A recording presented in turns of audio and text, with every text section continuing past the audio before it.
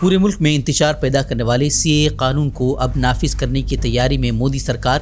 مرکزی وزیر داخلہ امت شاہ نے 2024 کے انتخابات سے قبل CAA نافذ کرنے کا کیا وعدہ۔ 2019 میں قانون منظور ہونے کے بعد اسے امتیازی اور ہندوستانی سیکولرزم پر حملہ قرار دیتے ہوئے ملک بھر میں ہوئے تھے مظاہرے۔ کہ پہلے ہی CAA کو عمل میں آنا ہے، اس میں کسی کو کنفیوژن رکھنا نہیں ہے۔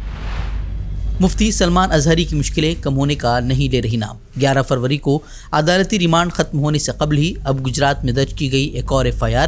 مولانا پر مذہبی جذبات کو ٹھیس پہنچانے کا لگایا گیا الزام، گرفتاری کا کیا گیا مطالبہ۔ مسلم تنظیمیں، لیڈران اور علماء گرفتاری کی کر چکے ہیں شدید مذمت۔ ہلدوانی میں مسجد مدرسے کو منہدم کرنے کے بعد ہوئے تشدد کے 2 روز بعد حالات قابو میں کرنے کا انتظامیہ کا دعویٰ۔ ہلدوانی میں کرفیو میں نرمی، کورٹ میں معاملہ جاری رہنے کے باوجود جمعرات کو مسلم اکثریتی علاقے میں مسجد اور مدرسہ منہدم کرنے کی کارروائی کے بعد احتجاج کر رہی خواتین کو گھسیٹنے اور بدسلوکی کے واقعات کے بعد بھڑکا تشدد، دیکھتے ہی گولی مارنے کے فرمان کے بعد 6 لوگوں کی ہوئی تھی موت، درجنوں افراد ہوئے تھے زخمی۔ فیس بک لائیو کے دوران شیو سینا رہنما کے قتل کے بعد پارٹی سربراہ ادھو ٹھاکرے کی پریس کانفرنس۔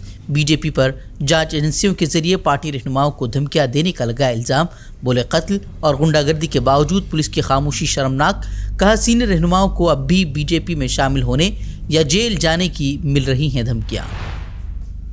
UP کے مظفر نگر تھپڑ معاملے میں بچوں کی کاؤنسلنگ میں UP حکومت کی ناکامی پر سپریم کورٹ کا شدید رد عمل، اگلی سماعت سے قبل تعمیل کا تازہ حلف نامہ داخل کرنے کی دی ہدایت۔ گزشتہ سماعت کے دوران بھی عدالت نے واقعے پر حکومت کو لگائی تھی سخت پھٹکار۔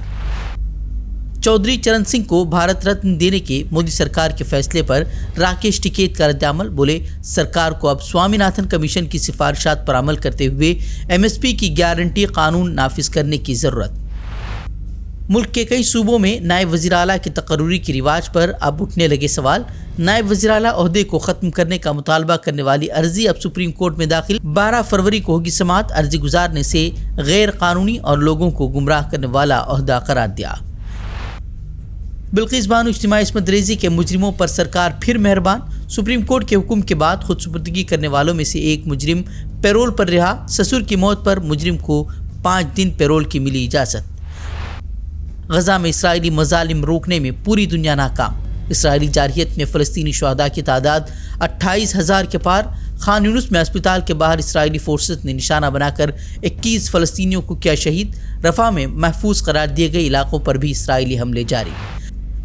رفح میں حملے کے خلاف دنیا بھر سے اٹھنے لگی آوازیں۔ اقوام متحدہ نے کہا رفح میں فوجی کارروائی بڑے قتل عام کو دے گی دعوت، لیکن اسرائیلی وزیراعظم کی ہٹ درمی برقرار۔ تازہ حملوں میں بچوں سمیت 2 درجن سے زائد افراد ہلاک، رفح میں پناہ لیے ہوئے ہیں تقریباً 14 لاکھ افراد۔ امریکی صدر کی جانب سے رفح میں اسرائیلی فوجی کارروائی کی مخالفت والے بیان پر حماس کا شدید رد عمل، امریکہ کی مخالفت کو محض ہوائی فائر قرار دیا، کہا امریکہ عملاً فلسطینیوں کے خلاف اسرائیلی جارحیت میں شامل۔ غزہ کی پٹی میں فلسطینیوں کے خلاف اسرائیلی دہشت گردی کے ایک اور واقعے کا انکشاف۔ 1 ہفتے قبل لاپتہ ہونے والی 6 سالہ بچی کی لاش برآمد۔ چند روز قبل مدد کے لیے فریاد کرتی 6 سالہ بچی اور اس کے خاندان کو اسرائیلی قابض فوج نے بے دردی کے ساتھ گولیوں سے کر دیا تھا چھلنی۔ بچی کو بچانے پہنچے ہلال احمر کے امدادی کارکنوں کو بھی اسرائیلی فوج نے اتارا موت کے گھاٹ۔ ہفتے بعد علاقے سے برآمد ہوئی تباہ حال ایمبولینس اور کار۔ غزہ میں بچوں کے حقوق سے متعلق کام کرنے والے اقوام متحدہ کی کمیٹی کا حیرت انگیز انکشاف۔ رپورٹ کے مطابق یہاں کوئی بچہ محفوظ نہیں، روزانہ 10 بچے اپنی ٹانگوں سے ہو رہے ہیں معذور، جبکہ ہزاروں بچوں نے کھو دیے اپنے ماں باپ، جبکہ شہداء کی اکثریت بھی بچوں پر مشتمل۔ زمینی جنگ میں فلسطینی مزاحمتی تنظیموں کی جنگی حکمت عملی اسرائیلی افواج کے لیے بن رہی ہیں ڈراؤنے خواب۔ اب تک ہزاروں ٹینک اور بختر بند گاڑیاں الیاسین میزائل سے ہو چکے ہیں تباہ، سینکڑوں اسرائیلی فوجی بھی ہو چکے ہیں جہنم رسید۔ پاکستان میں انتخابی نتائج کے بعد بڑی دھاندلی کے الزامات، عمران خان کی پارٹی سب سے زیادہ سیٹوں پر قابض، لیکن نواز شریف نے کیا جیت کا دعویٰ۔ وہیں نواز شریف، مریم نواز سمیت کئی مسلم لیگ نون کے رہنماؤں کی جیت کو عدالت میں کیا گیا چیلنج، دھاندلی سے ہاری ہوئی سیٹ جیتنے کا PTI نے لگایا الزام۔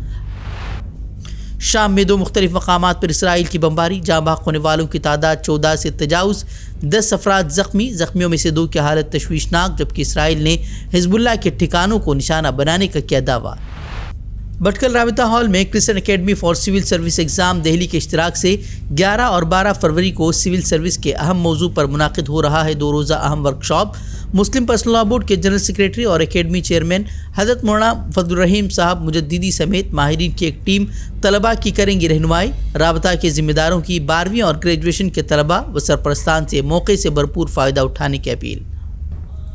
ہماری اکیڈمی کے ماہرین اس ورکشاپ کو کنڈکٹ کریں گے اور اس امتحان کی نوعیت، افادیت، اہمیت اور اس میں کامیاب ہونے کی حکمت عملی پر سیر حاصل گفتگو کریں گے۔ اس سے ایسپائرنٹس کو امتحان کے مختلف گوشوں سے واقفیت حاصل ہوگی اور وہ پر اعتمادی سے اس میں شامل ہو کر کامیابی حاصل کرنے کی کوشش کریں گے۔